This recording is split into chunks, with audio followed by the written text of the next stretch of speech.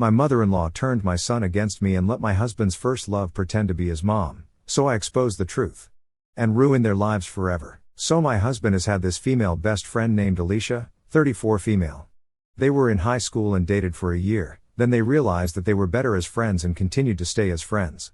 Now Alicia was a typical pick-me girl that you can expect. I hated hanging out with her.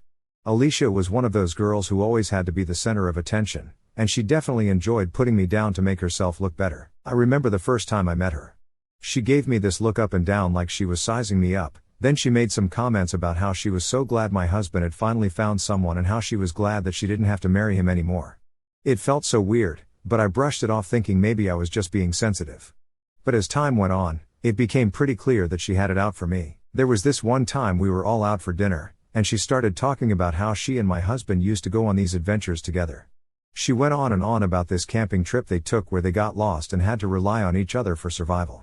She made it sound like some epic romance, and I just sat there feeling like a third wheel. Then there was the time we were at a party, and Alicia decided to tell everyone about how my husband used to have this huge crush on her back in high school. She laughed about it, saying how he was always trying to impress her and how she thought it was cute. I could see my husband squirming in his seat, clearly uncomfortable, but Alicia just kept going on. It was like she wanted to remind everyone, especially me, that she was his first love or something. The worst though was probably last Christmas. We were all at my in-laws' house, and Alicia had come over with this elaborate homemade pie. She kept going on about how she learned to make it from scratch and how it was my husband's favorite. When I mentioned that I had baked cookies for the occasion, she gave me this pitying look and said, "Oh, that's sweet. I'm sure your cookies are delicious too." Now I know it doesn't sound so mean, but the way she said it was so condescending. I could have screamed. To make matters worse, my husband didn't seem to see how awful she was.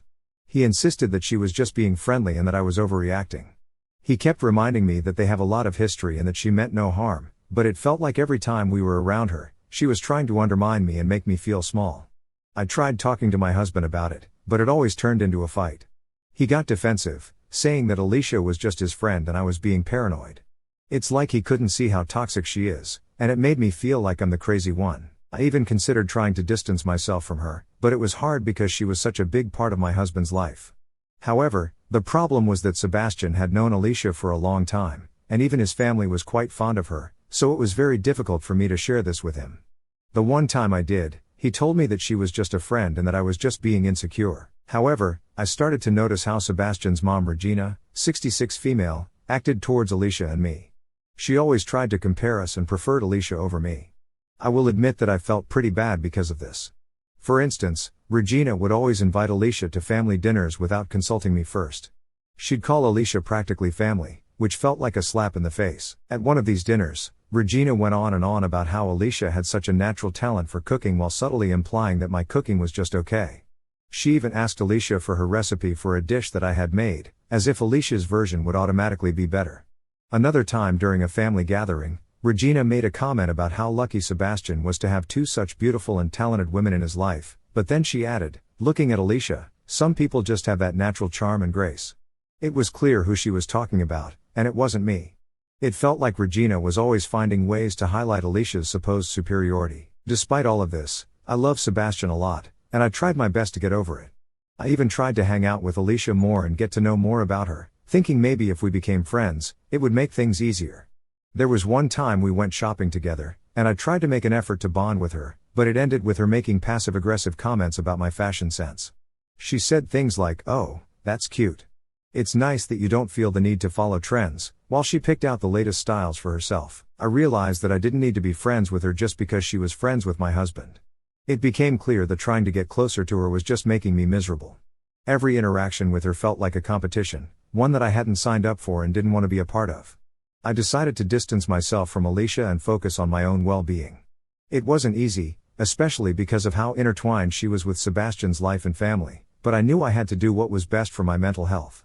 I started finding excuses to avoid gatherings where Alicia would be present and made an effort to plan activities with Sebastian that didn't involve her. A few years ago, when I was pregnant with my son Jamie, 7 male, I was really looking forward to starting this new life with my new family. However, the day I went into labor, I couldn't reach Sebastian. I had to call my best friend, who took me to the hospital and was in the delivery room with me.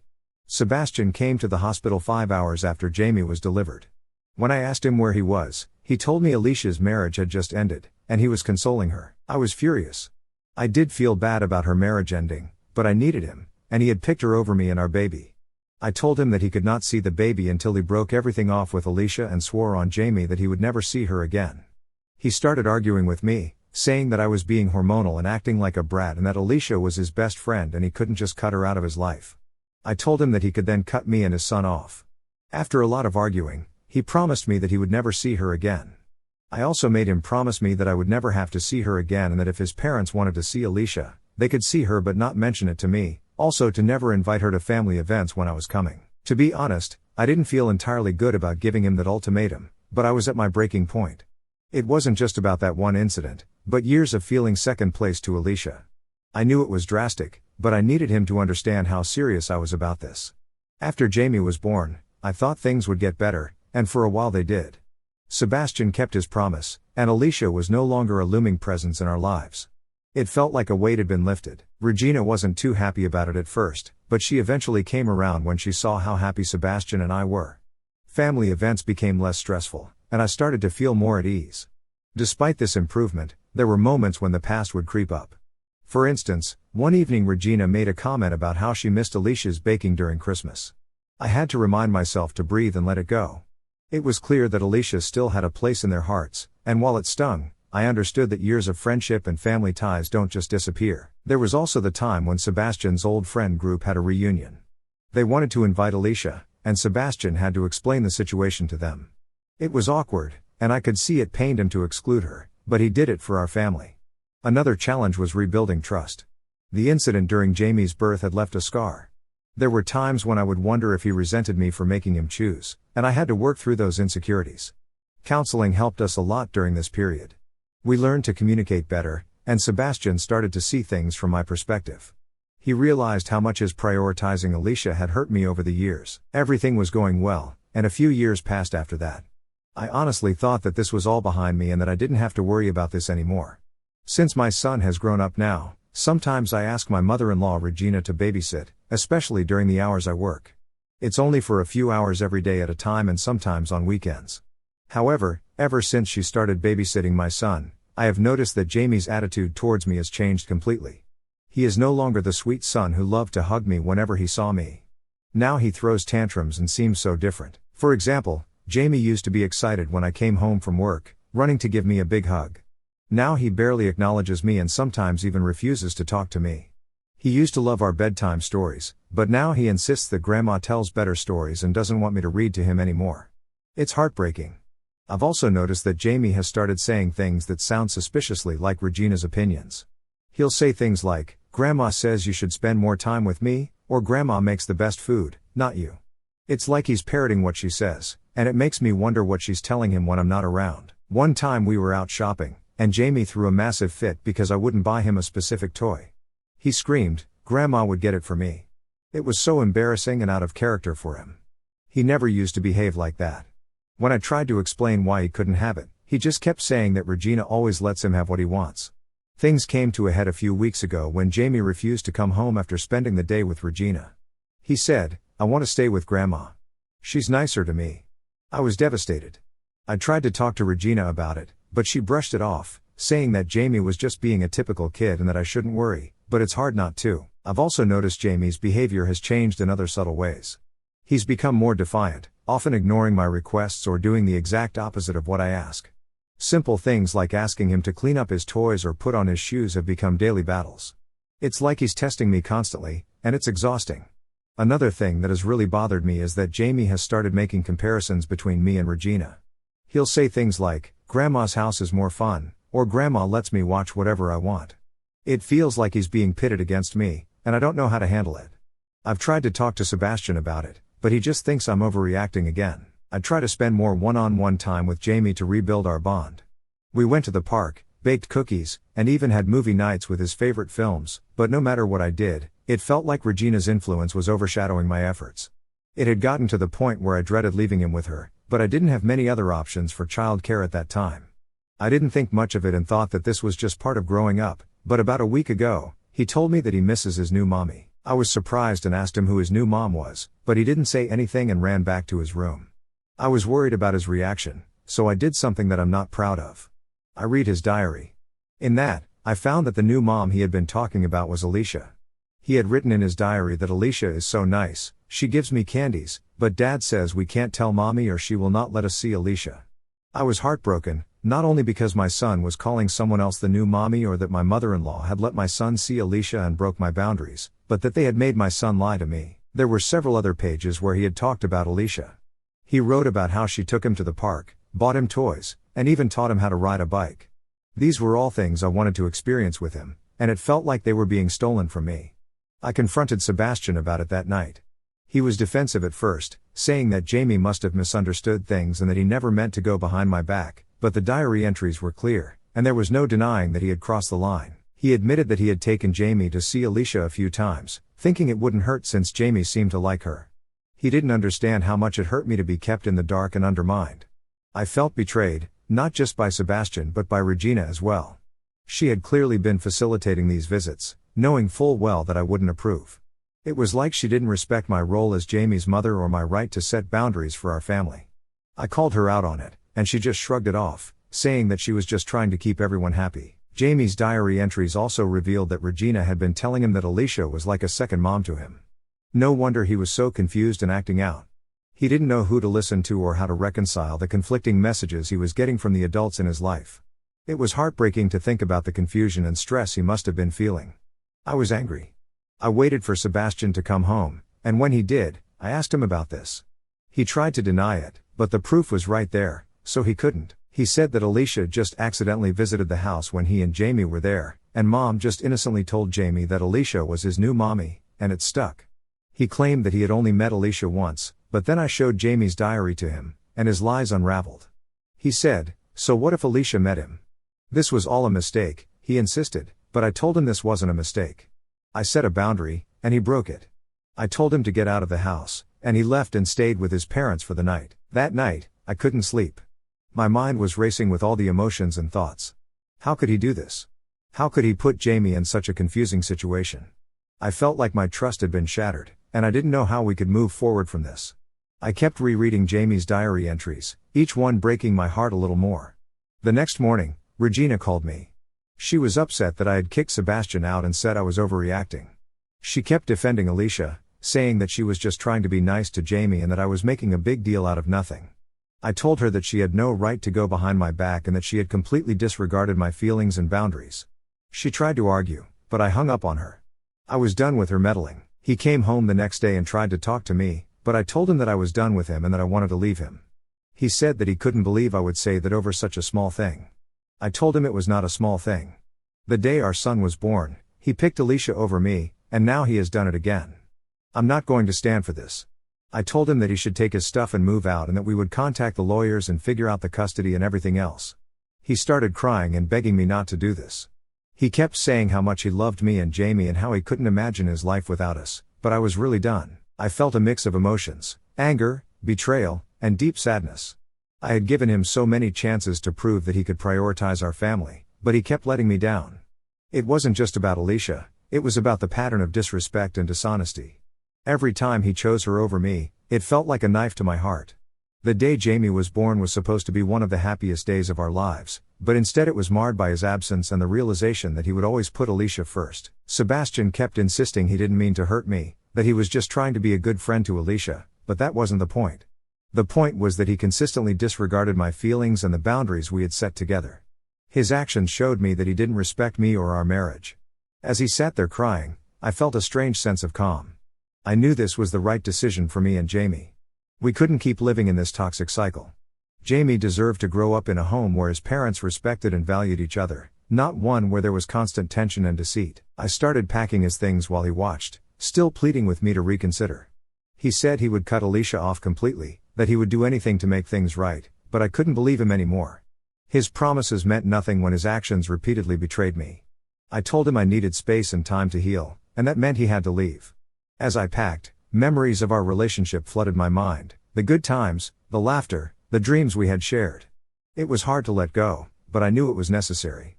I couldn't keep sacrificing my happiness and self-respect for someone who didn't value them. Sebastian finally left, taking only a suitcase of his essentials. I told him I would arrange a time for him to come back and get the rest of his things when Jamie wasn't around. I wanted to shield our son from as much of this pain as possible. The house felt eerily quiet after he left. I sat down and took a deep breath, trying to process everything. I knew the road ahead wouldn't be easy, but I felt a sense of relief knowing I had made the decision that was best for me and Jamie. I called my best friend and told her what had happened. She was supportive, reminding me that I deserved to be with someone who truly valued and respected me. A few hours later, I started getting calls from everyone. Regina also called me and told me that I was making a big mistake, but I told her that this had nothing to do with her and that she should stay out of it and that she is to blame for this as well. I hung up on her. As I sat there, I couldn't help but replay the events in my head. I knew deep down that I needed to stand my ground, but the doubt crept in. What if I was overreacting? What if I was breaking up our family over something that could be fixed? This was making me question myself even more.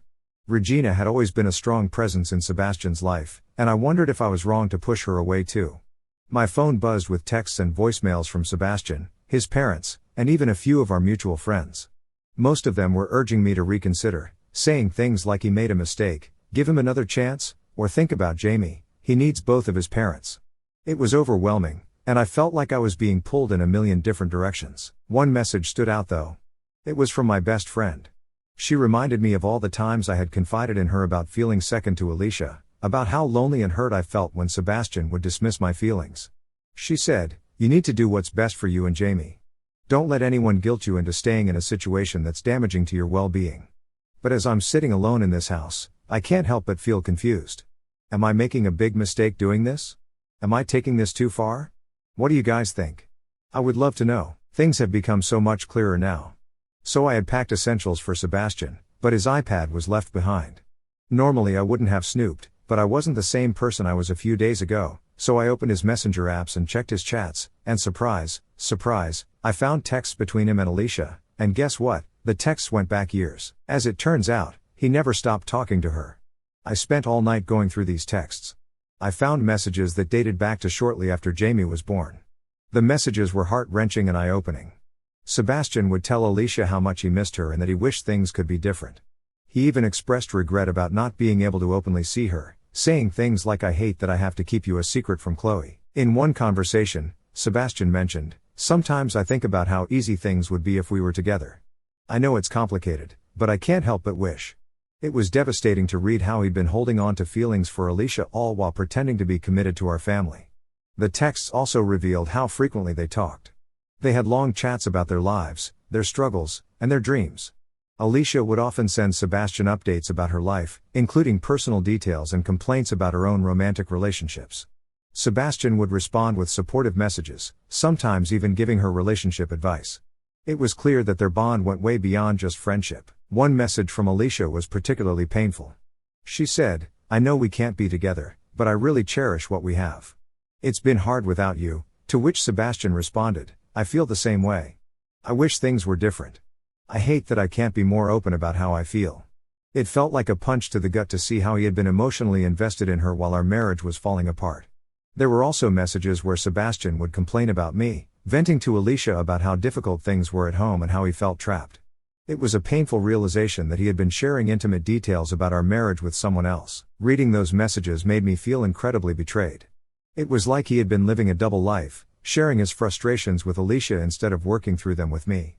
I spent hours crying and trying to process everything I had found. The betrayal cut so deep, and it was hard to believe that someone I trusted so completely could be so dishonest.